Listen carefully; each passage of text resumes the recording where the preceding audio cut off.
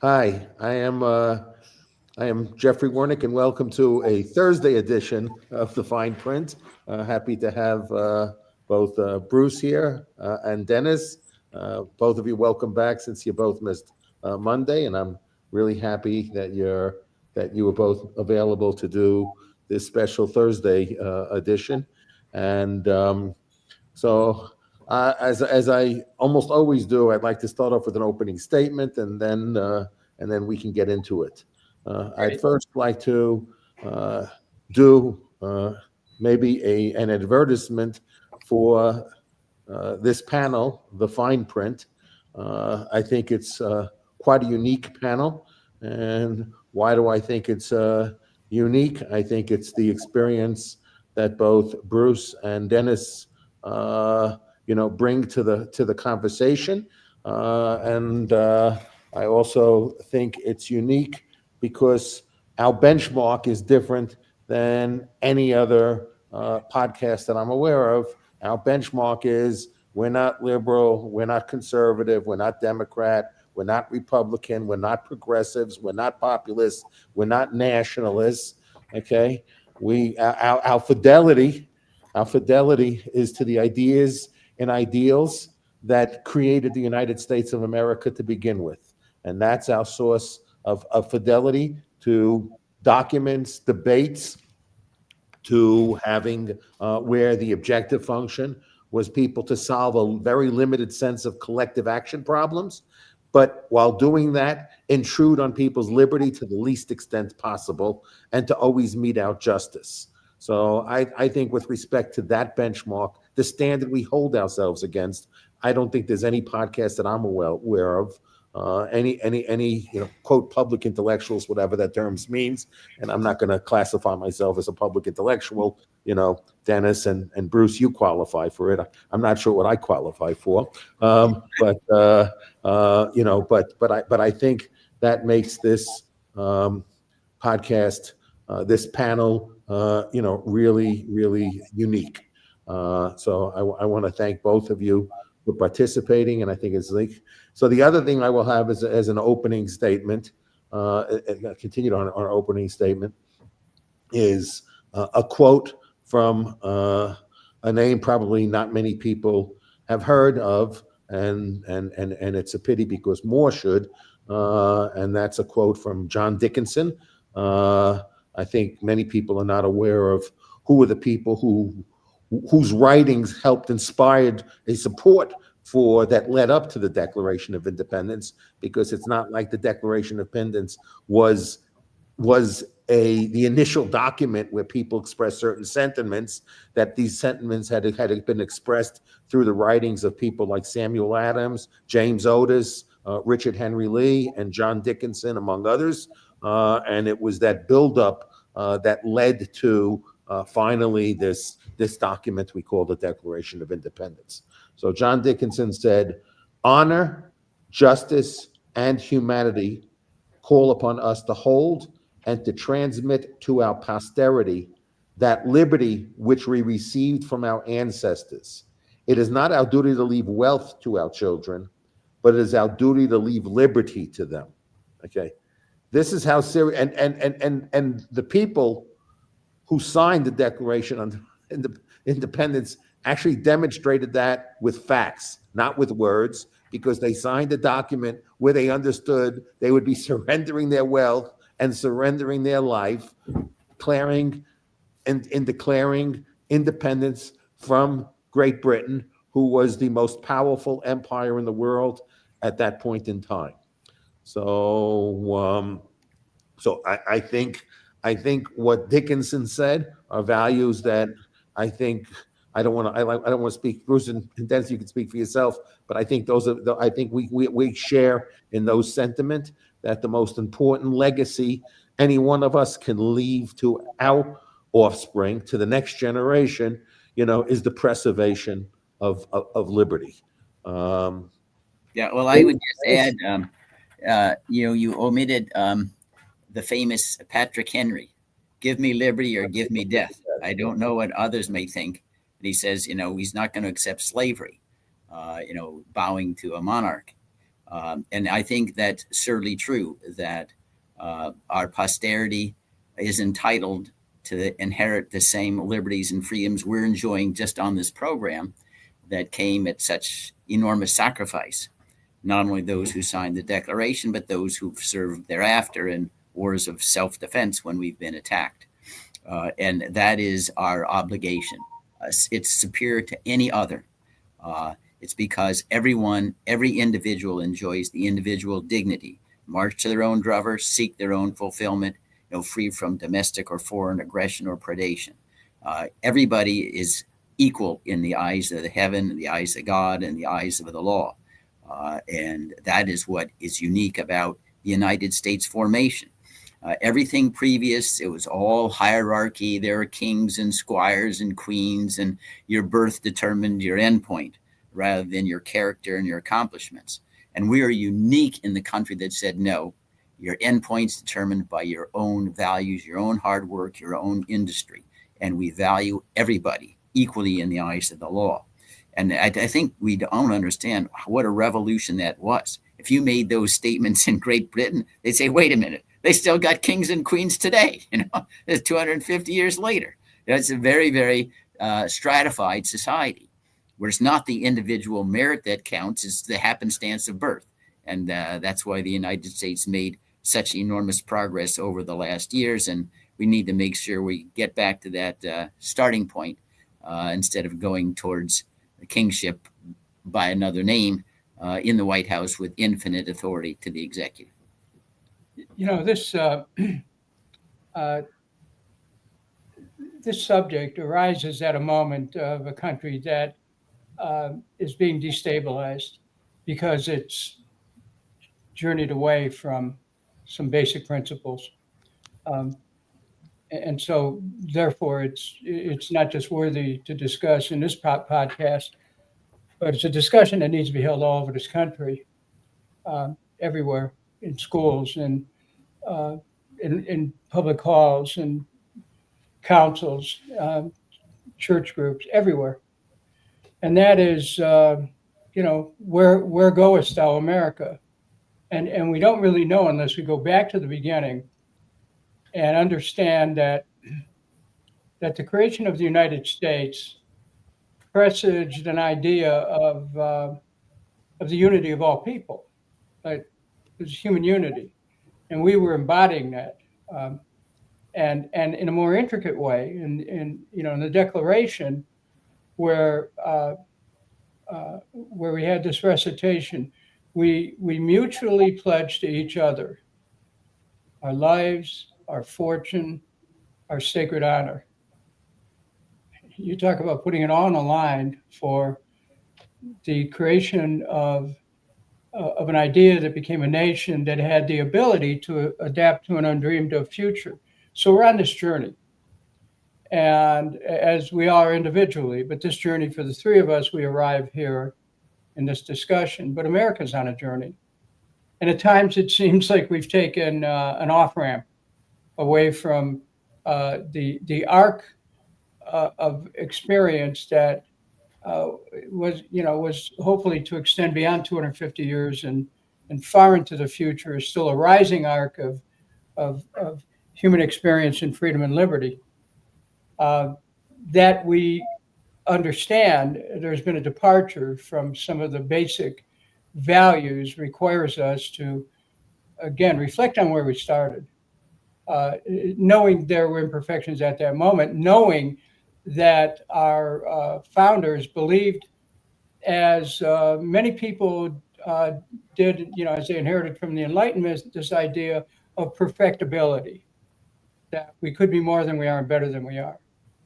That was continence. If you go and visit Jefferson's memorial, you see he talks about, in a sense, I'll paraphrase it, like the evolution of human thinking, and that the country has to have that capacity to evolve, to become more than we are and better than we are. And if we've lost that sensibility as a nation, it falls to those of us who are aware where we started, of what we need to do to kind of pull America back into the center point of its experience, which has to be a nation among nations, and at the same time that apocryphal shining city on a hill that Winthrop envisioned. We can be so much more than we are today, but we have to remember where we came from. If you don't know where you've come from, it's going to be tough to know where you're going. Yeah. To supplement what you're saying, I think with regard to perfectibility, remember Madison, if we're all angels, we wouldn't need government at all. And he understood, and the framers did, that we needed handcuffs on our own bad tendencies. That's separation of powers. And that's why it's so dangerous today. Separation of powers is meaningless. It's all in the White House. Congress writes letters from time to time, legislation, impeachment. I mean, nothing happens up there to oppose these outrageous assertions of power, whether it's by Biden or Bush or Obama or Trump, ability to kill anybody they want, terrorist surveillance program. We have no right to privacy anymore. There's no oversight anymore. We have secret government. Everything is executive privilege or state secrets. I mean, right now, for example, all the killings in the Caribbean and the Pacific Ocean, we don't really have any information where that comes from. Were there really drug traffickers? Who killed who fired who? Go up there. The public ought to know about this stuff. And Dennis, you remember in Watergate, we did know about it. There were hearings. And even the church committee held hearings, and they ignored certain pleas of President Ford to keep certain things secret, but the sky didn't fall. I remember I served on the Joint Congressional Committee on Covert Arms Sales to Iran. We heard blow-by-blow account about even cabinet discussions about arms for hostages and whether you can get money from Saudi Arabia. It was in the sunshine, and that's the cure for many of the diseases, sunshine and transparency. And we don't have that anymore. I mean, it's ridiculous. And Congress, they haven't used for 100 years the inherent power of contempt. It used to be if you disobeyed a congressional subpoena, you ended up in detention and you brought a habeas corpus suit, to try to get out of detention for flouting a congressional subpoena. Now they hand it to the executive branch and wait 5 years and maybe they'll sue and maybe they won't sue. So it's a paper tiger. Then we need to get back to that understanding that our perfectibility wasn't in thinking we could be angels, that in understanding that we needed through checks and balances, through the rule of law, to check our worst instincts and ambitions. And that's totally lost today. Everyone says, well, the president said it, he can't be wrong. Whatever he says, we're at war. He says that someone's illegal, you don't have due process anymore. But process is really what was unique about the framers and what gave us such greatness for so many years until we decided to be an empire and pursue domination rather than stay a republic and pursue liberty. And that's very, very, very sad. And it's not going to be easy to take it back because this goes back at a minimum, I think, Dennis and Jeffrey, to the Korean War and Harry Truman saying, I don't need to have a declaration of war. We can go after the Chinese, and I can even suspend newspapers if I felt it, and nothing happened. I mean, if Korea wasn't a war, I don't know what is a war, which requires the declare war clause. Anyway, we have a long haul, but it's a journey of 1,000 miles begins with a single step, as the Chinese say. And let's hope, even if we're the single step, somebody has to do it. Well, whatever the history is, whatever the past is in the past. And there should not be any path dependence. Because we did something yesterday is not an excuse for why we continue to do it today.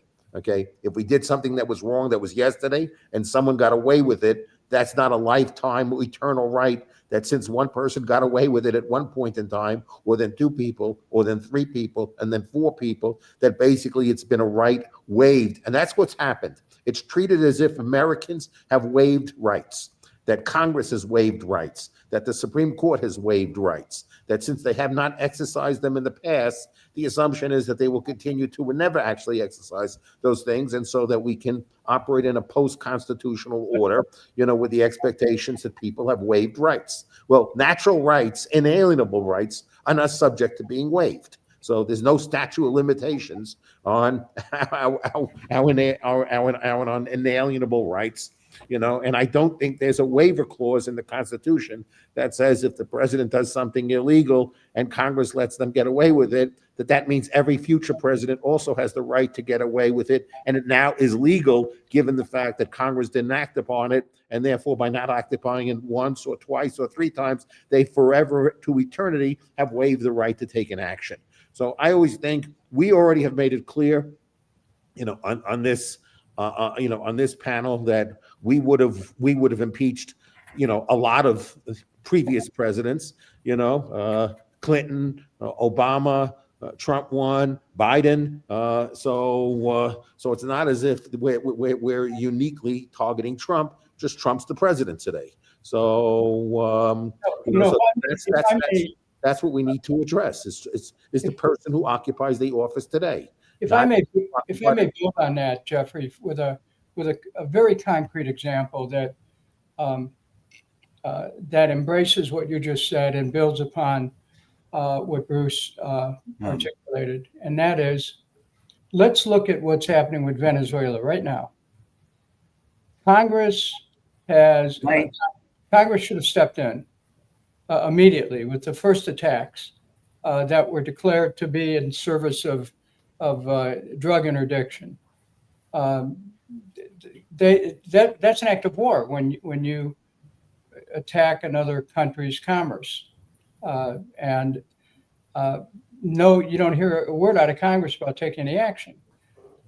So the administration goes a step further. They bomb another boat. They kill people who are stranded in wreckage. This idea of kill them all is an expression of power without any control. Now, if Congress, Bruce talked about contempt of Congress. Well, Congress is in contempt of the Constitution and the American people right now. Yes. By not calling up the administration for its conduct in Venezuela. And is there anybody in America who actually thinks it's about drug interdiction? I mean, anyone with a fourth grade education has to understand that this is about oil. This is about stealing the largest oil reserves in the world. And so what put the lie to this whole thing about it being about drug interdiction was the pardoning of the former Honduran president. Because, I mean, if the problem was drugs, well, then you don't let somebody off the hook who was not just trafficking, but was a major supplier. Drugs. So, this Venezuela is an object case of everything that's gone wrong with U.S. foreign policy, everything that's gone wrong with U.S. energy policy, everything that's going wrong with U.S. approach to the Constitution, to the role of Congress, the role of the executive. It's a very dangerous moment because there's now talk of perhaps attacking the land instead of simply the seafaring commerce. So I'm, and I think for our audience, while we have this ability to get from the highest principles, we can also look at the how the Constitution is being wrecked with specific examples. And so I put on the table the example right now of Venezuela and how it is urgent that Congress step in with a resolution claiming its rights under Article 1, Section 8, that only Congress has the power to declare war and that the president has overstepped his authority already, and that this has to be up to Congress for the military to take any action. Yeah, I think the principle, Dennis and Jeffrey, is much, much worse than that. It's not just Venezuela. The president has taken the position. I can declare unilaterally anybody is an enemy of the United States, even if they're unarmed, even if they're defenseless. They could be immigrants. Maybe he's calling them drug traffickers, but we don't know that. He's not coming up with any information that shows any of these people were in fact drug traffickers. He can't be convicted on the unilateral decree of the president. And then he says, once I've identified you as invading the United States, and it can be as simple as walk across the border. I can kill you. You're at war. This is a non-international conflict. I can kill you. I mean, this basically says he could kill you, everybody on this program, and everybody who's watching. He's just simply saying, you are invading the United States. You have to accept what I say is gospel, even if it's contradicted by your own eyes, because I'm the president and what I say goes true. There is no limiting principle. And that's why contemporaneous with the Venezuelan overtures, he's flirted with, well, I'll go into Nigeria and protect the Christians there. Well, you go into any place. And remember before, we assisted Israel in attacking Iran. Where's the stopping point? Wherever the president feels like it.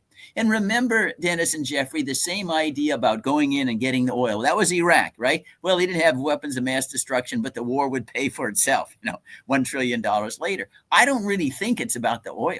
I think it's about our mentality being, we're the bully. We'll just send signals to the whole world. I can do whatever I want. And maybe you're going to be next on the line. So you need to pay attention to what I'm going to do. I don't think we need the oil right now. Dennis, we are pumping more oil than we ever have in the history of the United States. The Strategic Petroleum Reserve has now become superfluous. We're going into Venezuela. It's just being a bully for the sake of being a bully, like all empires do. And we're going to have to pay for it. There's going to be blowback at some point. It's like 11. And this is, but I go back. The principle is, hey, there is no stopping point. He'll pick out whatever he feels like the day of the week. And it goes back, and I'm not sure how they're related, but you remember the contemptible words he was uttering against all immigrants just the other day? Oh, they're terrible, they're rotten, they're gutless, go back in their homes. We're a nation of immigrants. The Native American Indians were here before all of our ancestors got here. And we believe, as long as you believe in the Constitution and the United States, we welcome you. That means being an American. That's all that counts, is your character, your accomplishments, and you obey the law. That's how we became great as a nation. And he's dumping on our entire history as a country. And he's not embarrassed about it. I mean, he's saying that we're all terrible, horrible, undisciplined people who are ruining the United States, because we came here from abroad and weren't born like the Native American Indians. Anyway, the whole thing is so intellectually deranged, it's hard even to respond to it. It's like he's living in a different universe, like the Mad Hatter's Tea Party. Yeah, both of you have been in unique positions. Yeah. Bruce, you in a unique position is that you were the main author of one of in the Office of Legal Counsel, of writing one of the most important opinions maybe in the history of the Office of Legal Counsel, which was with respect to whether Nixon could be charged criminally. Yeah. And Dennis, you've been involved in trying to, affect oversight of the executive branch from a member of Congress. I'm sure, Bruce, if you must be vomiting over the claim that this OLC has this classified opinion saying that everything the administration is doing is legal. Of course, they don't want to show, in the traditional Trumpian fashion, they don't want to show the document itself so people can analyze and critique the logic behind, that conclusion. I think that all the founders would be appalled and disgusted about the federal government having an opinion of this nature and not willing to be public about the logic or reason. That shows in and of itself their total disrespect for all the institutions, for systems of checks and balances, for any sense of transparency. That's the lack of respect they show for the American people. But also many American people show a lack of respect for themselves by accepting this.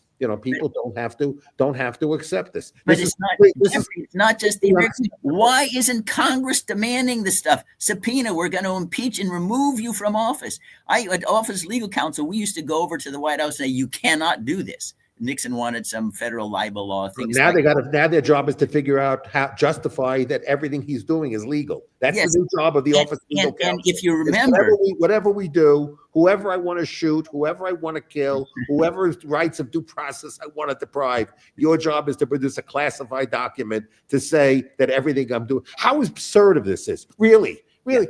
How in a system of checks and balances, how could Congress stand silent on these type of things. You know, Yeah. it doesn't matter what your ideology is. It's very simple. Trump can say Maduro's a threat. Venezuela is not really a country; it's a narco state. It's a narco state that's been taken over by cartels, and Maduro runs that cartel, and we got to get rid of them. And he can bring all his evidence to Congress and ask Congress for authorization to use the military. You have to remember the system that was designed is by the founders was the military doesn't the commander in chief needs the consent of Congress to deploy the military. Okay. The commander-in-chief does not choose to deploy the military. The commander-in-chief gets the consent of Congress to deploy the military. You know, and there were so many warnings. Why? There were warnings against the standing army, and there were warnings against the fact that this was a decision that should not be made by one person. Over and over and over again, there are warnings. How is this even a controversial topic? Yeah, they said that James Wilson at the convention said we need to put clogs in the arteries of war, and that was the separation of powers, the declaration of war power in the Congress of the United States. James Madison said it was the most important provision in the entire Constitution, that it was the crown jewel. And then I want to go back. Why is transparency important? Remember, we got the leaked memos about John Yoo and the torture memos under Bush 43. Once they were exposed to sunlight, they were torn apart, and ultimately they were reversed just out of the public opinion and the critique of people that I don't want to boast, me looking at it and say, look, the reasoning is terrible. That's why you need sunshine as a check. And that's why Congress should be holding hearings, and you need to expose that. Why do we think that Office of Legal Counsel is the gospel? Remember, it has a conflict of interest. It's working with the executive and said, hey, I'm supposed to tell the executive what he wants to do is legal. That's a conflict of interest. You can't be a judge in your own case. Office of Legal Counsel should surely not be the last word, because it confronts the obligation to try to do what it can to support the president's actions. But I go back, it's not just the American people don't have subpoena power. The American people don't have direct impeachment power. The Congress of the United States does. It could get those things tomorrow. I could guarantee you, and I think Dennis would agree, if John Dingell was around, he would tell Office of Legal Counsel, you give me that memo tomorrow, or we're abolishing you. You no longer have a job. You know, you're out of business. That's what John Dingell would do. What happens today? Well, write a letter, please do things. They wring their hands or whatever. I mean, I don't even I'm speechless at how weak and anemic the Congress has come. When you look at Bruce, was it John Yoo who talked about this idea of a unitary executive? Yes. And basically, you know, the idea that a president can do pretty much anything. It was a concept that vitiated the idea of a balance of power, checks and balances. Now, there's something I want to add to this discussion, and that is that if you look at where the president came from, a corporate world where whatever he said goes. He's the CEO of various companies, and he had the last word, and nobody can argue with the CEO. A board might, but he controlled that. But the president of the United States is a whole different thing. Yet, with this unitary executive idea floating around, and this idea that somehow a president is infallible, that has to be challenged, because if you go in a Roman Catholic Church, which I happen to be a member of, this doctrine of infallibility relating to the Pope, that he speaks what's called ex cathedra, basically out of the chair, but more specifically on matters of faith and morals, there is a certain infallibility when the Pope speaks. That's religion.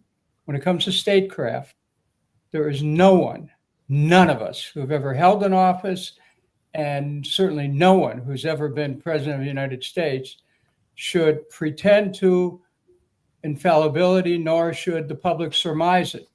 And this is where the problem begins. And when you have a Office of Legal Counsel that tries to shield every decision the president makes and cloak it in some kind of legalese, what it really does is it breaks down the compact between the governed and the governor, in the sense that it has to be built on trust. And just saying that it's my way or the highway doesn't make it so. That a president does not have the final word. Our government wasn't set up that way to begin with. But with a supine court, with a weak Congress, we are in a very dangerous position right now. But I do want to say, as a note of hope, and this is not a partisan statement because I have enough quarrels with the party, but the Democratic Party in the House will probably take back the House and may create some restraint.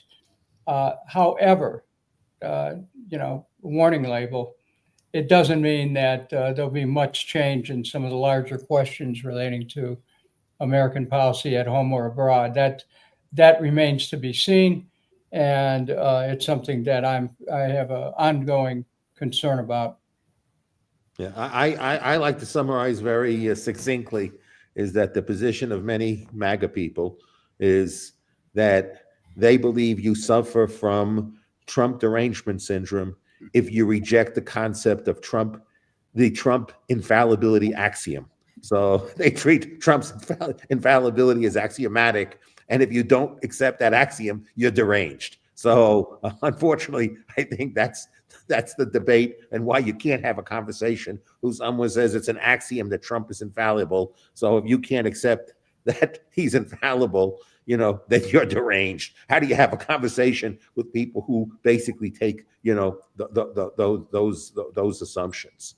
So, well, Jeffrey, but not everybody is MAGA. I don't think it's that. No. We're talking to a different audience, and maybe MAGA people could change too. So we don't want to. We don't. There's no reason to have. I didn't say all of MAGA. I said many in MAGA. Well, Yeah. But I could just apologize here, but because I think Dennis has come upon a marvelous point that needs emphasis, and that it's not just Trump. If we don't take action, his successor is not given back any power. Even if his successor happens to be Marcus Aurelius rather than Caligula, and Caligula is going to get in the White House, right? So, and they're going to have limitless power. If we don't institutionally take back power from the executive branch that has been usurped by insisting that Congress make these decisions or pare back, government at all, it's going in one way, one direction. It's only a matter of how far you put in the pedal on the gas pedal, because nobody in politics surrenders power voluntarily, and that's why it's so important to keep focused on the educational component. Because even if we survive Trump, there's going to be a Trump 2.0 who's not given back the power. Obama didn't give any power back that he inherited from Bush Cheney, and Trump didn't get every power back that he inherited, and Biden didn't either. It's a one-way street. Everybody is in the executive branch is taught, well, we bolster the executive branch, and the only way you get it back is Congress says, we're impeaching and removing you. If you don't do this, they do it once, it won't happen again. Yeah, but the only way Congress will do that is if the American people scream and yell and said, hey, wait a minute, we want checks and balances, separation powers. We do not want to go back to prior to 1776 and get George III in new cores. Yeah, unfortunately, that's the point. That's the point that's hard to think, because essentially, what do people run on? The Democrats and Republicans each run on the same thing. Yeah. We need to win all the branches of government so we can get done everything we want to get done. So people they run on the premise of we can get a lot done if you eliminate the system of checks and balances. Yeah, right. So that's what each party runs on. This is the problem of partisanship. Yeah. People who are Democrats liked Biden having a lot of executive power, and they don't want Trump to have the power that they were happy Biden having. And the Republicans are happy having Trump have all the executive power he wants, but they wouldn't want Biden to have that. It's hypocritical, but people have no problem in being hypocritical, and this is the problem. Yes, if people, I should be able to run for office. I'm going to have to sleep personally because I have no interest, but people should just run for office and just say the most important issue is to rein in, and any individual that occupies the Oval Office and the White House, claiming that they're above the law, and claiming that they can set tariffs to whatever set tariffs based upon any criteria they want against any country, that can kill anyone anywhere, that can go invade countries, that can shut down airspace of countries, and they don't have to consult anyone. And not only do they have to consult, they don't even believe the court has the right to even review any of this stuff. I mean, people should have agreement on the fact is, no matter how much I like that person, okay, I don't ever want that office to have that power, okay? We have to put principle before party. And unfortunately, the amount of people in this country that will put principle before party is a small minority. This is the problem. This is why Congress doesn't act. Congress doesn't act because the people don't want it to act. This is what the people want. Well, there is this. The people are Democrats, want Democrats to control all branches of government so they can get their way. The people who are Republicans want Republicans to get in. And the reality is, we shouldn't want the government to do very much. So we shouldn't even have much arguments about this stuff, because the reality is we should have a federal government that does so little that we don't have to spend so much time and so much money arguing about the role of government, because basically most of the government was designed to be local and very limited. That's why I started off the conversation. It said originally the framers of the Constitution thought the Constitution was there to solve a very small set of collective action problems that were not solved that was pointed out by the failure of the Articles of Confederation. It was not meant to be, a Leviathan. It was not meant to be a behemoth. It was not meant that everything we do in our lives requires us to get permission from somebody. So it was required just for a very small, limited set of collective action problems that they felt that society was not doing a good job on its own, and so needed a little stronger central government to accomplish certain things that people were not capable of on. But it was never meant to govern our lives. It was never meant to intrude on our lives. It was never meant to surveil the way we are, and it was never meant to have the scope and range of activities it has today. And everybody should say enough is enough. It's not acceptable that I want to impose my will on other people. It's not acceptable that other people want to impose their will on me. And essentially, that's what our political process is coming around. People want to have property rights over power, okay? They don't want it distributed. They don't want it decentralized. They don't want checks and balances. And most people go to the polls saying, I want to allocate, to one party property rights, and that's why there's so much money thrown at these elections, is because that's what they're fighting over. Yeah, and I want to just point out, it's Republicans and Democrats both.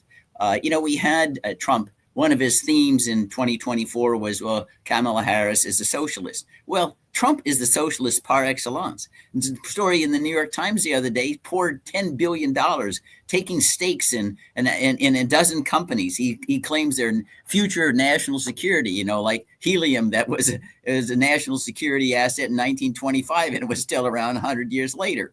But we know that he makes these decisions based upon political affiliation. It has nothing to do with economics. That's why he would impose super tariffs on Brazil, because economics, no, because he doesn't like what's happening to Bolsonaro, after he lost the election in Brazil.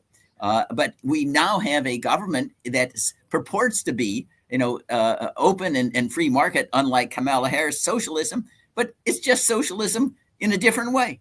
These are tens of billions of dollars. You have the Department of Defense goes and invests in companies. Well, in the future, we think these are strategic minerals, as though the Department of Defense is a great outfit for frugality and knows how to do procurement, when virtually every cost weapon system is vastly ends up with cost overruns.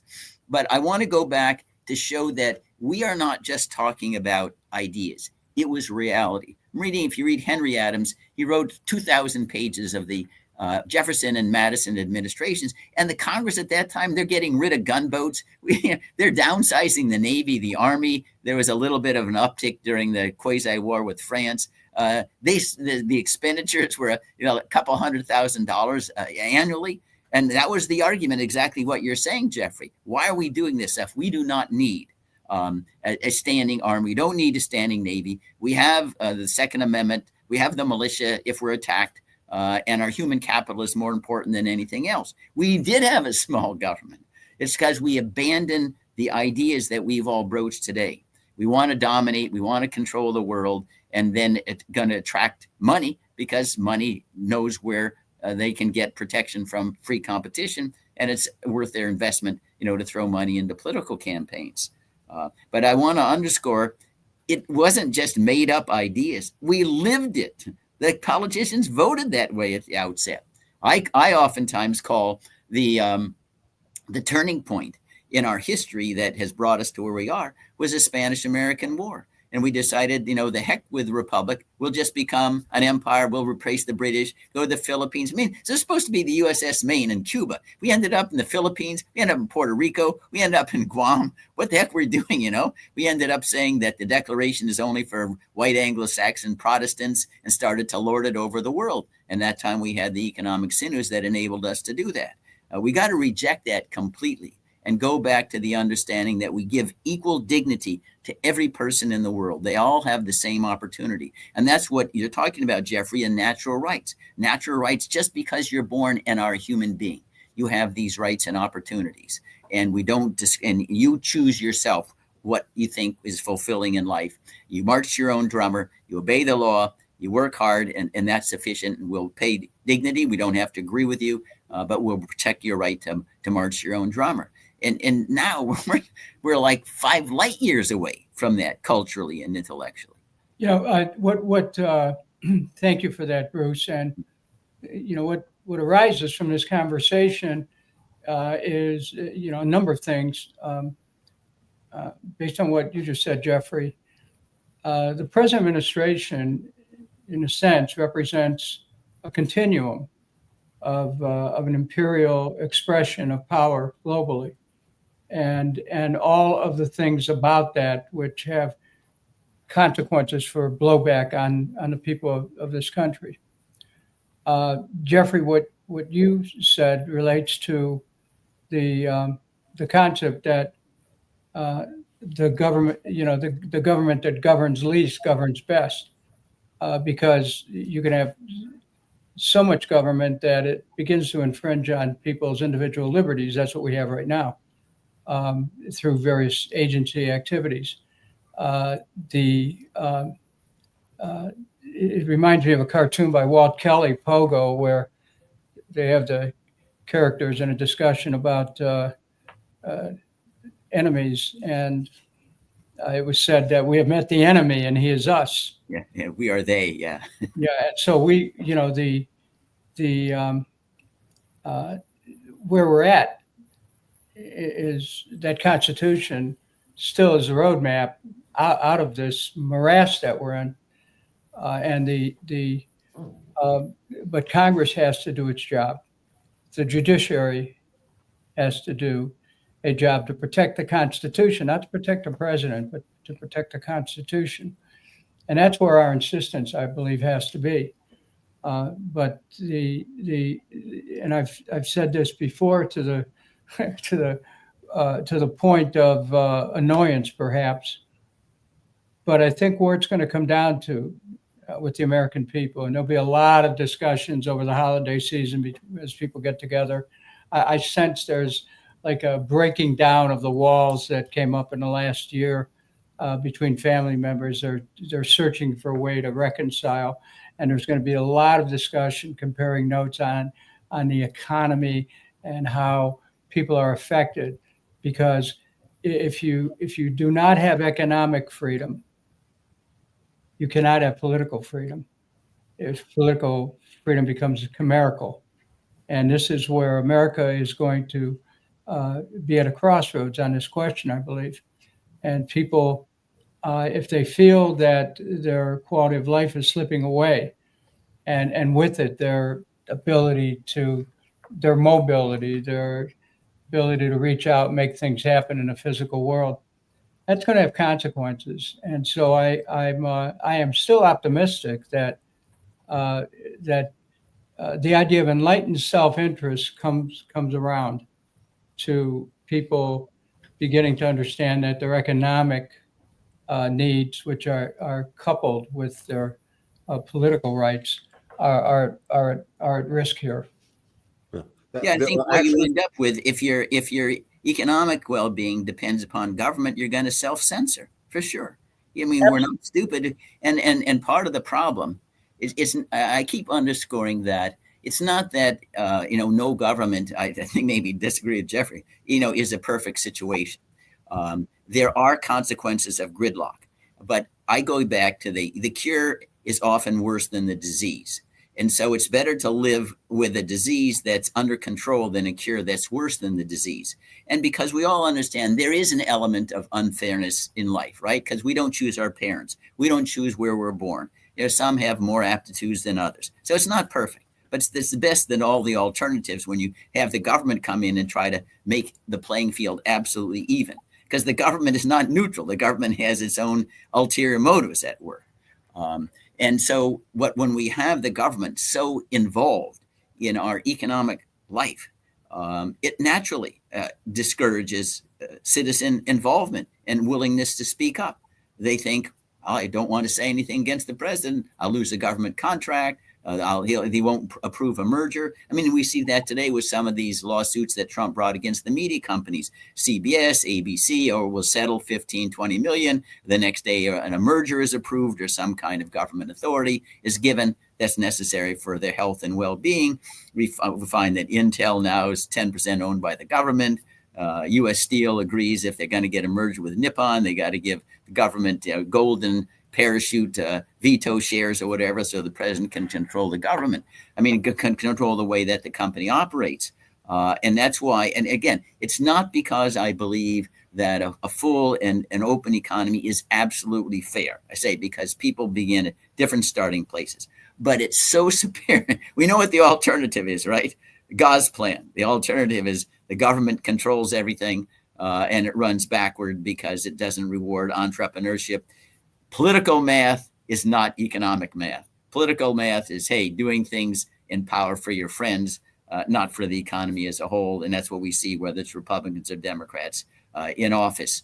And I'm always stunned a little bit by people thinking, well, Trump is favoring the red states over the blue states. Well, what do you expect? Biden would do the same thing. Trump's a little different because he doesn't even have fig leaves on it, whereas the Democrats a little bit better and trying to hide the ulterior motives. But Dennis, you and I know this government and this city runs on unwritten rules and ulterior motives. You don't have to say them, right? Because you know exactly what's going to happen. You know the expectations. And again, it's not because we think that the world is perfect without government engagement in some sorts beyond law and order. Right. But we know once you try to go beyond that, I call it like the Prohibition Amendment. Okay, alcoholism is bad, and we understand it has many evils, but the Prohibition Amendment made it worse, right? Not because the sponsors had any malignant motives. It's just you're trying to change human behavior in a way that's going to be worse than the actual disease that you're trying to confront. And that's what we have to get over. We're so accustomed to saying, okay, there's a problem that is not perfect. Let's get the government involved. I said, wait a minute, no. If the government involvement makes it even worse and it's a new form of something that's worse, no, you just got to accept, okay, life's unfair, as President Kennedy said. But let's try to make it as least unfair as possible and not make it worse by believing we can create man as a perfectible species. Yeah. I don't like to easily throw out this term fair and unfair. I have a little different perspective than you and Bruce on this issue. One is I think any outcome from a market process is fair because it's done based upon two consenting adults entering into a voluntary transaction. So as long as they're consenting adults and there's no coercion involved in transaction and people are entering in on their own free will, whatever the consequences of those transactions are, they're willing to bear and that they should bear, and because they were entered into voluntarily, so it's fair. It's also fair, I'm not a Rawlsian, so I don't think that everybody has born, is basically should start at the same place. No, if I've worked hard, I've had success in my life, whatever money I've accumulated is mine, it's my property, and I have the right to allocate it. It should not be confiscated from me. That's not fair. It's not confiscated and fair. It's because I can't say because I've been successful, I don't have the right to transfer some of the benefits of my success to future generations. That's not fair. So I don't, people not starting in the same place, in life and have that as the assessment of whether it's fair or unfair. No, yes, there's, if the remedy is not that people who have worked hard who have made a success out of their lives, who have done it on their own. And you can't say, basically saying is, it's just unfair for you to take your success and basically share it with your offspring, that we, the government, other people are going to coerce by taking that money away that you worked so hard to earn, because you don't have the right to determine. Well, I think you maybe misunderstood me, but I think we have some, Jeff, we got some little disagreement here. You think that when we did trades with the Indians who were totally ignorant out there, those were fair deals, Manhattan for a few trinkets? The basic, we understand that some people are far more, but you could say it was an arm's length deal, right? Well, the Indians decided that they would give up all these thousands of acres in a treaty that they couldn't even understand. I mean, even in free markets, we have something known as unconscionable provisions. So I think I disagree. I think that there are ways that you can exploit ignorance. And that's why, for instance, little kids, they can't make agreements. They can say, well, on my own free will, I'm doing X, Y, Z. I'll sell myself into slavery. It's a free arm's length deal. And I'm not in favor of confiscating. So you think the government would be a good arbiter of determining whether one party? No, basically, Jeffrey, that is my whole point. It's in nature. Jeffrey, my whole point is that sometimes I'm saying that I would characterize it unfair, but I'm saying get the government involved. It's a cure worse than the disease. I'm willing to live with the unfairness because I see all the dangers that you do. But I'm not in favor of an estate that taxes everybody out of existence. And I'm not against you providing whatever wealth you have to whatever offsprings. It doesn't even have to be your offspring. But I'm saying that even though you have a legal right to do it, I think that there is an element of unfairness. If somebody is able, when they're little, they have all the great books there. They have parents that sit with them and they read them great books, as opposed to growing up in the Sahel or in some Appalachian place out in West Virginia where they don't even have access to a newspaper. Now, that doesn't mean I want the government to get involved and do redistribution, but it doesn't prevent me from saying, yeah, that guy's kind of starts with a handicap. Yeah, well, Bruce, I'm gonna tell you a story about a real life situation I was involved in. Yeah, it was this big fund, huge fund. I had this little real estate operation in another country outside the United States. I was operating very, very successfully. One of the funds wanted to come in and partner with me. So we sit down and we're negotiating now the operating agreement between, me partnering with this very, very large fund, and so they sat down to me, and the lawyer is saying to me, you have to take this, you have to take this. And why do I have to take this? Because we're huge and you're not. You want our money, and you need our money. I said, I don't, you called me up. You initiated this deal. And why do you initiate the deal? What's more valuable? Your money I could find anywhere. You called me and you called me first because I'm the best. Okay. So I'm harder to find than money. Okay. So I can tell you very few people would have negotiated that way, and they would have taken a deal because it said, oh, big firm, I'm so happy, I'm going to give them a better deal. And then they say it's unfair because I had no bargaining leverage. I don't agree with. If you have confidence in yourself, you got bargaining leverage. No, Jeffrey, I would agree with you. But life is not all so simple. I would agree with your example there. But I see people, they've grown up, they have nothing. They're born in Somalia. They don't even have food. They don't even have water at certain ages. And you're going to tell me that doesn't strike you as a little bit unfair to somebody who's grown up with books and learned and literate? And I repeat, I'm not saying the government needs to cure the unfairness, but for me to not acknowledge, hey, yeah, that's kind of growing up in a handicap. They're probably in those circumstances because they have a corrupt government. And that's probably why, and they've not embraced capitalism, and that's probably why they're in those circumstances. Yeah, but Jeffrey, they didn't choose what country to be born in, right? We don't choose our parents, and I'm saying I don't want the government to choose our parents. Part of the reason I believe in open borders, except for people who are criminals, is precisely that. Maybe you can get rid of bad governance of the world if everyone had an open border. Then all the countries that have oppressive regimes would have nobody to oppress because everybody would get the hell out of those countries, and they'd be in the countries that had good governance regimes. Yeah. And most people that move to countries with good governance regimes have lived through bad governance regimes, and they certainly don't want to implement the same governance regime that they were escaping.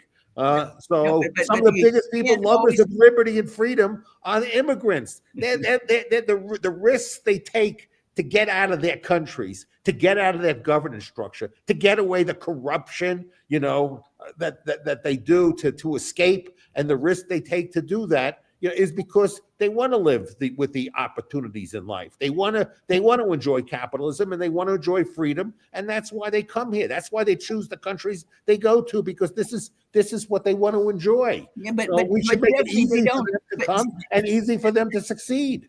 Yeah, but Jeffrey, if you're talking to somebody who's in Somalia, somebody's in Niger, or somebody's in Niger or Burkina Faso, and you tell them, we'll come to the United States, we got open borders, they'd laugh. They know they can't do that. That opportunity in theory is a great one, but it's not there in reality. What are the better choices?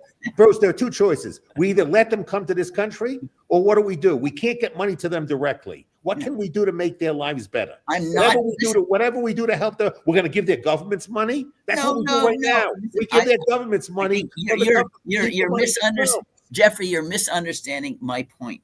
My point is not that the government can improve on what I consider an unfair situation. It can't. But I'm just saying not to acknowledge that there is an element of unfairness, even though there's no way to diminish it, I think is not being intellectually honest. There is an element of unfairness, even if there's nothing we can do about it. That's when John F. Kennedy said life is unfair. There's certain things that we can't ameliorate, but it doesn't mean we can't intellectually and in our conscience say, yeah, I'm glad I'm not there, because they just were born. Let me tell you my concern about using that word, Bruce. My concern about using that word is the moment we say it's unfair, that becomes an excuse for the government to do something. Okay, well, not for me, it's not an excuse. Yeah, but for most people it is. Okay. So for you, when people sit back and hear something's unfair, people say, well, what should we do about it? No. Okay. And whatever they want to do about it, they don't want to personally do anything about it. They want the government to use coercive force to do something about it. Yeah. So I'm reluctant to use, on a philosophical basis. Yeah, I can take a look at certain people's circumstances and say, gee, that's nice, not nice. That's not fair. It's not reasonable. Something that I wish didn't exist. But the end, I also have to acknowledge my impotence, and I don't want to do things to make myself feel better about myself, even if I don't end up helping somebody else. That I feel I've thrown a few bucks a certain way, and then wash my hands and say, look, I gave these people a dime, so I've done my part. Really not caring whether it really helps their lives or not helps their lives. No, but I think, Jeffrey, you're focused. As a society, that's the argument people use. It's unfair, so let's have government intervention. Well, that's not the argument I use, and Jeffrey, I know you don't. I think you're understating. Listen, we live by more than bread alone, and simply by recognizing and saying, yeah, you got a hard deal, it means something to them. Then saying, well, that's tough, it's social Darwinism, that too bad. Now, I can understand it's not money in the bank account, but human beings do respond to emotional sympathy or condolences or things like that. And I think it doesn't cost us anything. So it's worth reaching out. That's all. The response should be on a personal level, not a government level. I agree with that. That's what I was expressing. And on a person, I agree with you exactly. But doesn't mean that because it's a personal level, we don't do it, even if it's not government. Anyway, it's if I can enter in with my own thoughts or for a second, I'd like to just say, I come from a family where my mom and dad never owned a home. You may know the story that we lived in 21 different places by the time I was 17, including a couple cars. And if we don't choose our parents, I wanted to just say, Mom and Dad, I'd choose you all over again. And I'd choose your parents and grandparents who came from all over the world to this country with an idea that America was the light of nations, that it was that golden door, that the lamp was lifted beside, who came and worked in coal mines, worked owning apartments at some point when they gathered some capital, who worked their way up in what we knew then, and I think hopefully still have this sense of an American dream where initiative does count. And so, the models of economic models that we talk about exist for some people, but not for all. I still think that this is a country where initiative, even under difficult circumstances, where the humblest person can still make it to the top. And it's that dream and that belief that that motivates a lot of us still. And I do understand the bridge between Jeffrey's sensibilities about, look, government should stay the hell out of my life. I got that, for the most part. But I also understand what Bruce said, but sometimes people can't get to self-sufficiency in every way. And that then becomes a challenge for how do you meet people's needs if they are not able in an economy to be able to function to take care of themselves. So, I will tell you, I mean, I sat back and listened to this discussion, absolutely fascinating. And thank you both for engaging the way that you have. It's amazing. Yeah, I think more people would be willing to be philanthropic in a constructive way if they didn't think writing a check to government then made the fact that I've now delegated this responsibility, my own humanity, to an inhumane institution. So the only way we preserve our humanity is what we do as individuals, not think that we can renounce our own humanity by saying, well, the government is taking money away from us for taxes. The government is doing all these things. So that's an excuse for me not to do anything because I've given to the government and that's all I'm going to do. The government is taking all this money away from me to allocate it to other people. And so there ends my responsibility. No, I understand that totally. And I'll tell you how much I understand it. I have served at a local level as a city councilman and a mayor, at a state level as state senator, at a federal level as a U.S. representative. And I can state with absolute certainty that tax dollars are wasted in a way that is absolutely criminal, and that people at every level are not being well served by this system. I've seen it. I just have seen it. And I'm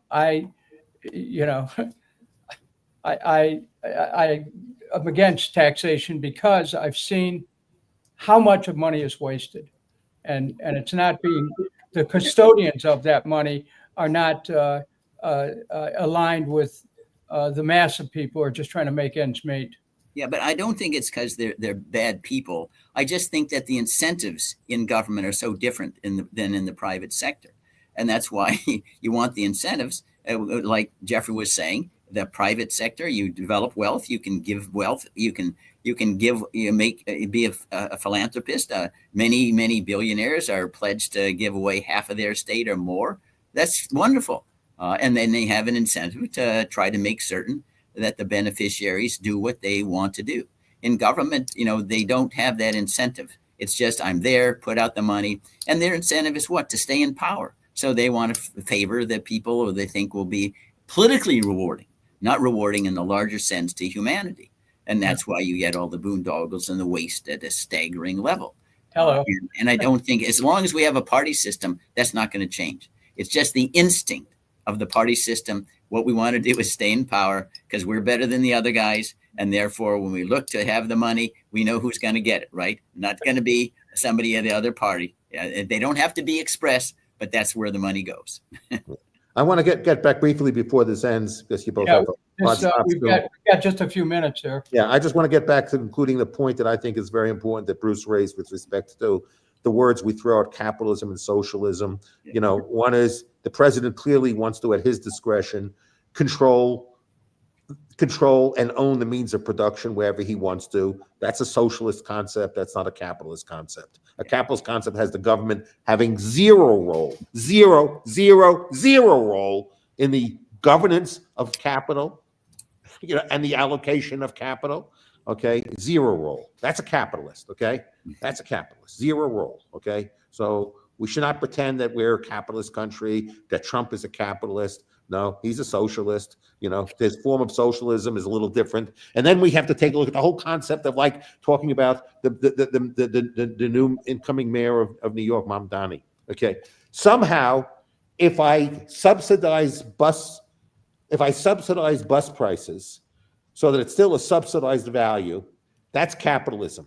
But if I subsidize it even more, that's socialism. It's already a subsidized price. Okay, so transportation. Okay, Amtrak is subsidized. Subways are subsidized. Okay, most cars are subsidized. You know, in using the highway system, they don't pay for the use of all this stuff that we have. We're filled with examples of socialism. People that go to state universities, it's a subsidy. We're just talking about now the value of that subsidy. When now we have somebody who says, "Gee, we're already subsidizing it. I want to increase the subsidy." So what's the rule of socialism? I can do 50% subsidy is capitalism, but a 65% subsidy is socialism. Really, the whole conversation is stupid. We should acknowledge the government is intervening in the pricing and all this stuff. Look, how outraged were Democrats.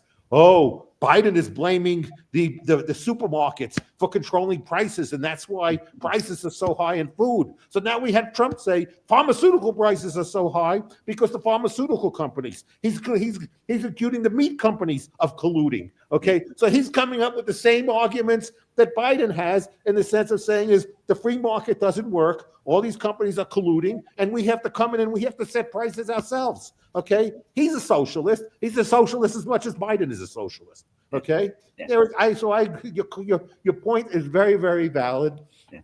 And this conversation labeling is stupid because almost all of them are socialists. They all want government to have a significant role, whether it's through taxes, subsidies, regulatory permits, or stuff like that. That government wants direct or indirect control over the means of production. Okay? Right, And to have a major impact on how capital is allocated. No, because they think it will yield them because it's political power. Ultimately, they don't care about the prices. They view that as a proxy for their power to stay in power. So okay, Jeffrey identified that government has its thumb on the scale. My question is, for whose benefit? Yeah, that's the question. Yeah. It's ulterior motives. It's for the benefit of their party, 100% of the time. It's not a free market decision. They don't read They don't read Adam Smith. They don't read any economist. They look at who's making the political action committee donations, and that's what happens there. Then the economic theory goes out the window. Well, thanks everybody. Thanks, Dennis. Thanks Jeffrey. For this lively discussion, Jeffrey, Bruce, and we'll talk again soon. Okay, thanks. Have a great day. Okay. Thanks, everybody. Bye-bye.